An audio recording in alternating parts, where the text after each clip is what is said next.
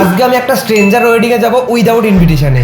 দেখা যাক ওখানে গিয়ে কি হয়, আমি কি ধরা খাবো। এটা দেখলাম একটা মলের মধ্যে বিয়ে হচ্ছে, তাই আমি লিফটে করে উঠে ফাইনালি বিয়ে বাড়িতে ঢুকেই পড়লাম। একটু ভয় ভয় লাগছিল, বাট তাও ফুল কনফিডেন্স নিয়ে এগিয়ে যেতে শুরু করলাম।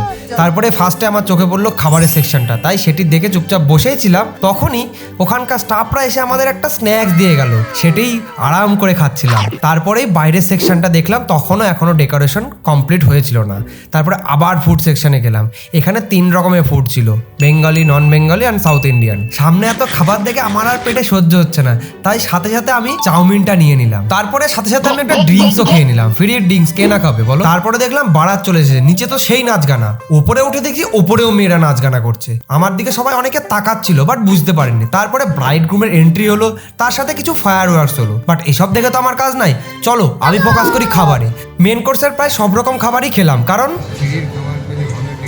মেন কোর্স কমপ্লিট করার পর আমি গেলাম ডেজার্টের দিকে।